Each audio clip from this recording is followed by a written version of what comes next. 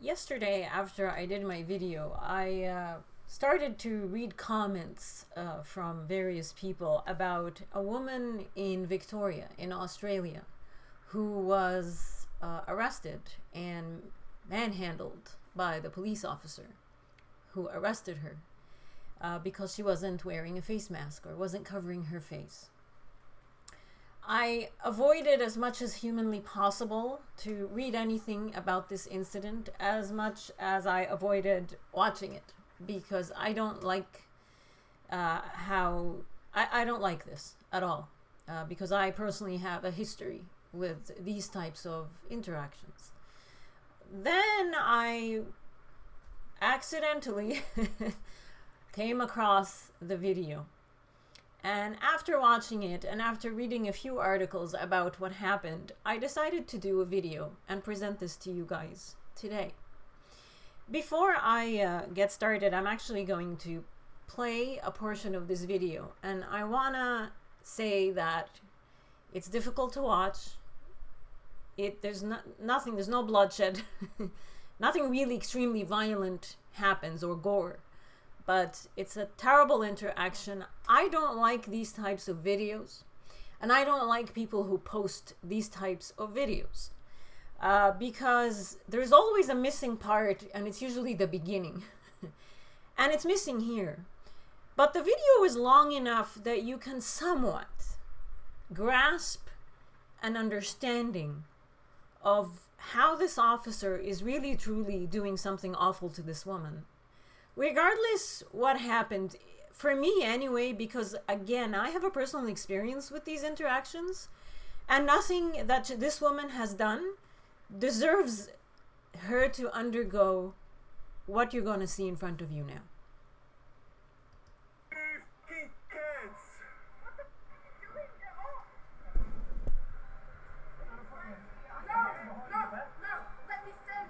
What's your name? What's your name? What?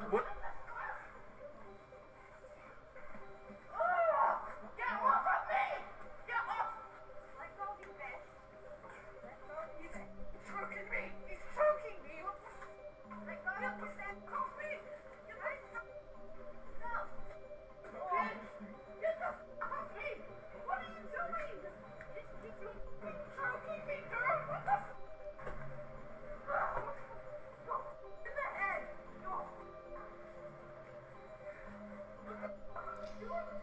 Anyway, I'm not gonna sit here and watch this. It's too much.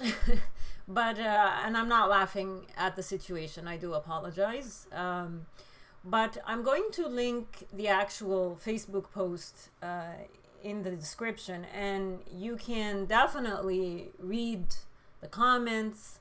You can search for the actual news article yourself and read about what the police have to say and what everyone has to say, including the journalists. Now,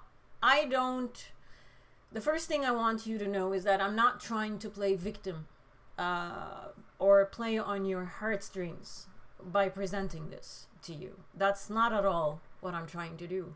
What I am trying to do is I'm trying to explain to you that this type of government-ordered interaction with its citizens that is usually delivered through the police force or the military is how dictatorships behave.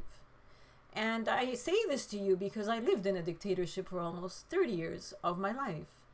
And I can say with honesty that this behavior is new in the Civil West.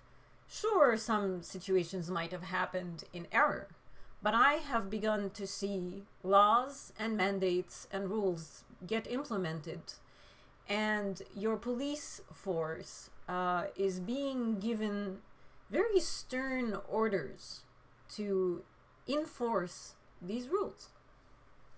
So this is no longer the Civil West. You guys do not get to keep that title anymore, by the way, because you don't deserve that title if this type of behavior and interaction between authorities and the people continues on. This actually erodes the civil any civil society, because there is nothing civil in these types of interactions, as you can tell. The man, it hurts me to call him a police officer, but clearly he's a police officer.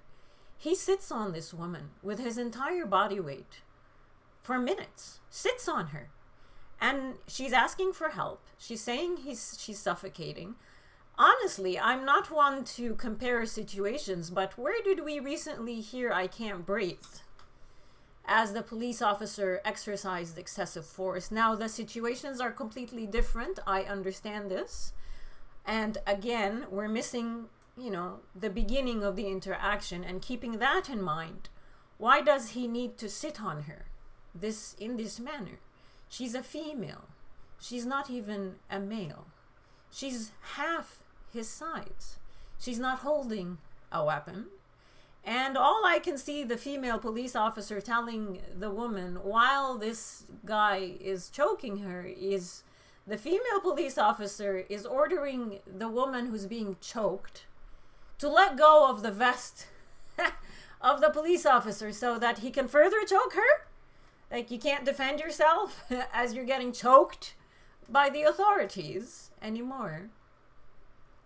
Let me tell you where these types of rules and government-ordered interactions lead to. And I'm going to give you some examples from my unfortunate, home country that I came from and escaped from. The religious police where I come from would hunt us like prey. They would swarm us and they would mob us. They would chase and abduct us. And if we resisted any of this, they would kill us. And you know what the state, our society, our friends, and our family would do? They would side with the police and the authority. They would blame us and shame us for breaking the moral conduct code of society. And in the end, if we survive it and we're not honor killed or killed, regardless if you're male or female, you end up being disowned. Because the rules that are being enforced and the conduct code is more of a moral code. There's no evidence to back any of these rules up, because essentially they infringe on your human rights.